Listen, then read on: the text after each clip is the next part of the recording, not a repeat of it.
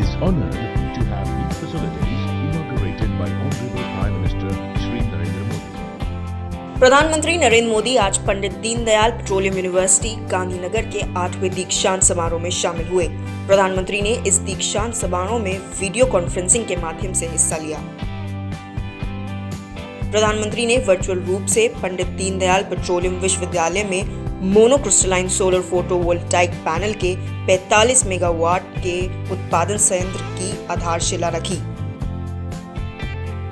इस दौरान प्रधानमंत्री ने स्टूडेंट्स को संबोधित करते हुए कहा कि आज भारत अपने कार्बन फुटप्रिंट को 30 से 35% तक कम करने का लक्ष्य लेकर आगे बढ़ रहा है। आज देश अपने कार्बन फुटप्रिंट की 30 से 35% तक कम करने का लक्ष्य लेकर के आगे बढ़ रहा है। दुनिया के सामने जब ये बात लेकर के मैं गया, दुनिया को अचरज था, क्या भारत ये कर सकता है?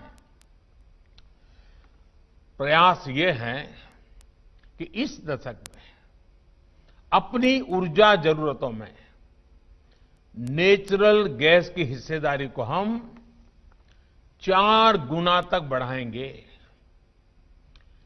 देश की ऑयल रिफाइनिंग कैपेसिटी को भी आने वाले 5 सालों में करीब 2 गुना करने के लिए काम किया जा रहा है। इसमें भी आप सभी के लिए अनेक संभावनाएं हैं। देश की एनर्जी सिक्योरिटी से जुड़े स्टार्टअप इकोसिस्टम को मजबूत करने के लिए भी लगातार काम हो रहा है। प्रधानमंत्री ने छात्रों को संबोधित करते हुए कहा कि जीवन में वही लोग सफल होते हैं, वही लोग कुछ कर दिखाते हैं जिनके जीवन में सेंस ऑफ रिस्पांसिबिलिटी का भाव होता है। जीवन में वही लोग सफल होते हैं, वही लोग कुछ कर दिखाते हैं जिनके जीवन में सेंस ऑफ रिस्पांसिबिलिटी का भाव होता है। सफलता की सबसे बड़ी शुरुआत, उसकी कुंजी सेंस ऑफ रिस्पांसिबिलिटी होती है। और कभी बारीकी से आप देखोगे, जो विफल होते हैं उनके जीवन की तरफ देखोगे, आपके दोस्तों की तरफ देखोगे, तो उसका कारण हो उनके मन में हमेशा सेंस ऑफ रिस्पांसिबिलिटी के बजाय सेंस ऑफ बर्डन, इसके बोझ के नीचे दबे हुए रहते हैं। यार क्या करूं, एग्जाम आ रही है, यार क्या करूं, जल्दी जाना, हर बार बर्डन। देखिए दोस्तों, सेंस ऑफ रिस्पांसिबिलिटी का भाव व्यक्ति के जीवन में सेंस ऑफ अपॉर्चुनिटी को भी जन्म देता है। उसको रास्ते में कभी रुकावटें नहीं, बल्कि अवसर ही अवसर दिखते हैं। सेंस ऑफ रिस्पांसिबिलिटी व्यक्ति के पर्पस ऑफ लाइफ के साथ ट्यून्ड हो, उनके बीच में कॉन्ट्राडिक्शन नहीं होना चाहिए, उनके बीच में संघर्ष नहीं होना चाहिए। सेंस ऑफ रिस्पांसिबिलिटी और पर्पस ऑफ लाइफ 2 ऐसी पटरियां हैं जिन पर आपके संकल्पों की गाड़ी बहुत तेजी से दौड़ सकती है। मेरा आपसे आग्रह है। बता दें कि इस दीक्षांत समारोह के दौरान प्रधानमंत्री विश्वविद्यालय में मोनोक्रिस्टलाइन सोलर फोटोवोल्टाइक पैनल और centre of excellence on water technology के 45 मेगावाट के उत्पादन संयंत्र की आधारशिला रखी। इसके साथ ही प्रधानमंत्री नरेंद्र मोदी विश्वविद्यालय में इनोवेशन एंड इंक्यूबेशन सेंटर का उद्घाटन किया।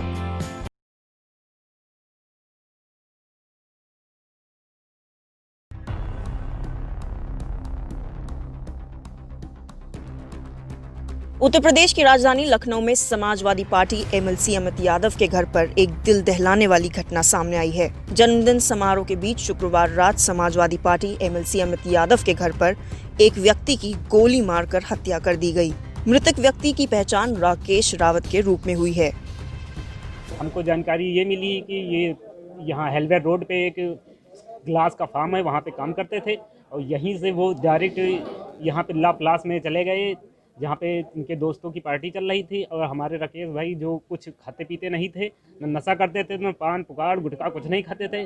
और जो जानकारी मिली उस हिसाब से देखा जाए तो इनका ट्रिगर अगर हर्ष फायरिंग होती है तो हर्ष फायरिंग में कहीं अगल बगल लगना चाहिए, बीच गले के बीच में गोली नहीं लगनी चाहिए। इस हिसाब से देखा जाए तो कुछ ना कुछ इनके साथ गलत हुआ है और हम यही चाहते हैं कि यहाँ की पुलिस इसका सही निष्पक्ष जांच करे और दोषियों को कड़ी से कड़ी सजा मिले, बस यही हम चाहते हैं। पुलिस उपायुक्त सोमेन वर्मा के अनुसार रावत को एमएलसी के भतीजे पंकज यादव की गोली लगी है, जो अपने दोस्तों को बंदूक दिखा रहा था।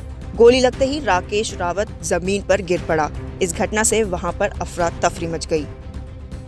लाप्लास में जो मकान नंबर 201 है या फ्लैट नंबर 201 है, उसमें कल रात में कुछ 5 लड़के जो पहले से दोस्त थे, एक विनय नामक लड़के का बर्थडे पार्टी सेलिब्रेट कर रहे थे, जिसमें वो लोग शराब भी पिए हुए थे।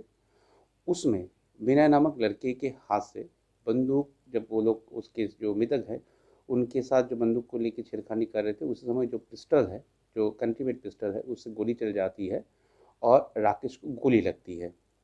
राकेश के बाद गोली लगने के बाद राकेश की मृत्यु हो जाती है।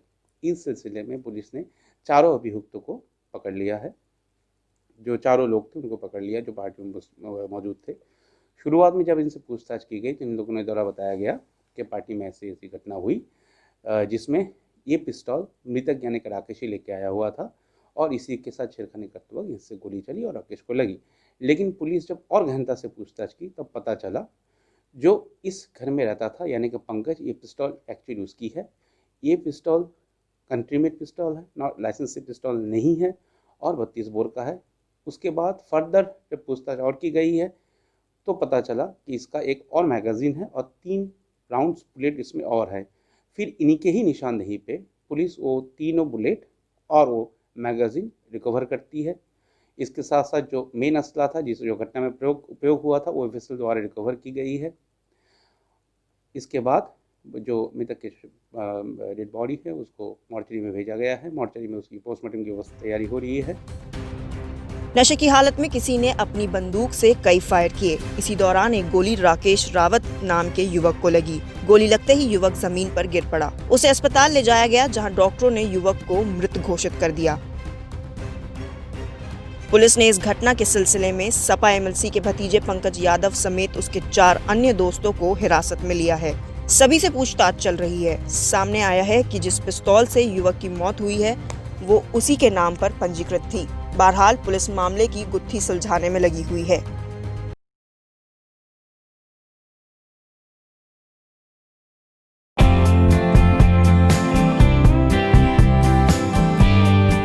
आज छठ महापर्व का तीसरा दिन मनाया जा रहा है। शाम को डूबते सूरज की उपासना की गई और सूरज को पहला अर्घ दिया गया। इसमें महिलाएं अपनी सुहाग और संतान की मंगल कामना के लिए 36 घंटों का निर्जला उपवास रखती है। इस बार कोरोना ने सब कुछ बदल दिया है। कोरोना की वजह से प्रशासन की तरफ से हर बार तैयार होने वाले छठ घाट इस बार नहीं बने, तो लोगों ने खुद ही तैयारी कर छठ पूजा पूरे धूमधाम से की। नोएडा में कुछ इसी तरह की तस्वीर नजर आई। यहाँ लोग खुद ही इंतजाम कर पूजा करते हुए नजर आए। इस साल तो हम लोगों को प्रशासन ने कुछ व्यवस्था नहीं दिया। हमने खुद अपने आप अरेंज करके यहाँ पे व्यवस्था बना के और छोटा सा अपना नदी तालाब बना के हम खुद पूजा कर रहे हैं। हम लोग के इस पूजा में बहुत आस्था और विश्वास है और हम बहुत धूमधाम से मनाते हैं। साल में एक बार हम लोग इंतज़ार करते हैं इस त्यौहार के लिए और इसमें हम लोग के बहुत ही खर्च भी होते हैं और बहुत उमंग भी होती है और हम सब भाई बंधु के साथ मिलके करते हैं ये व्रत और त्यौहार खूब मनाते। 3 दिन का व्रत होता है। 3 दिन हम लोग व्रत रख के पूजा पाठ करते हैं, खूब धूमधाम से करते हैं। पहले पिछली साल जहाँ पर आप लोग मनाते थे और इस साल आपने अपने आप से खुद से तैयारियाँ की हैं। हाँ जी। तो कितना मतलब डिफरेंस है उस चीज़ में? बहुत डिफरेंस, बहुत, क्योंकि ये तो हम खुद बनाए हैं, ये हम लोग का ओरिजिनल है और वहाँ प्रशासन बनाती थी, तो दोनों में बहुत फ़र्क है। लेकिन फिर भी हम लोग एंजॉय कर रहे हैं, इसमें भी कोई हम लोग को दिक्कत नहीं हुई। पूजा तो भगवान के कहीं भी कर लो, कहीं भी कर लो। छठ का उपवास करने वाली महिलाओं ने कहा कोरोना का डर तो है लेकिन इस बार वो बात नहीं है, वो एंजॉयमेंट नहीं है जो हर साल हुआ करती थी और उम्मीद जताई कि अगले साल फिर हंसी खुशी सबके साथ छठ का पर्व मनाएंगे। इस साल सेलिब्रेट पिछले साल के जैसा तो बिल्कुल नहीं है। ड्यू टू कोरोना हम लोग काफ़ी मिनिमाइज़ होके कर रहे हैं और जैसा आप देख रही हैं सभी लोग मास्क में हैं और जहाँ तक हुआ डिस्टेंस मेंटेन किया है और हम होप करते हैं कि कोई भी अफेक्टेड ना हो और बहुत अच्छे से ये सेलिब्रेशन हो रहा है। बट पिछले साल के जैसा तो कतई नहीं है ये। कोरोना की वजह से लोग खुद भी इस बार एहतियात बरत रहे हैं और ज्यादातर लोग अपने घरों पर ही इंतजाम कर छठ की पूजा कर रहे हैं।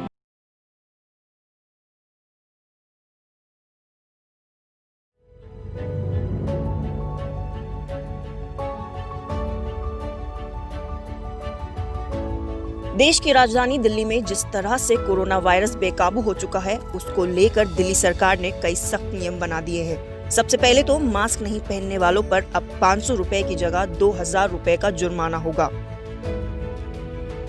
इसके अलावा कोरोना की रोकथाम के लिए जो सावधानियां हैं, अगर उनका भी पालन करता हुआ कोई नहीं पाया जाता है तो उस स्थिति में भी 2000 रुपए का चालान होगा। पुलिस ने भी सख्ती कर दी है। वहीं मास्क नीचे करके एक लड़का सेल्फी ले रहा था, जिसका पुलिस ने चालान किया। आपको बता दें कि दिल्ली में शुक्रवार शाम से नए नोटिफिकेशन के तहत चालान काटे जाने शुरू हो गए। दिल्ली सरकार द्वारा जारी की गई अधिसूचना के मुताबिक दिल्ली में अब सोशल डिस्टेंसिंग का पालन नहीं करने पर भी 2000 रुपए का चालान होगा।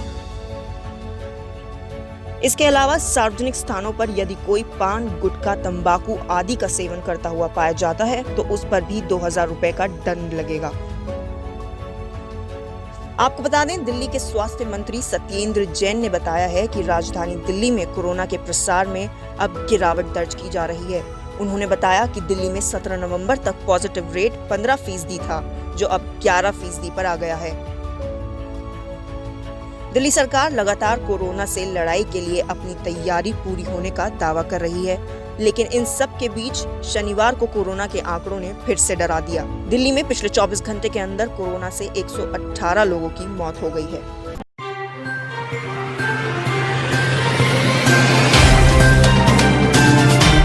Subscribe now and press the bell icon. Never miss an update.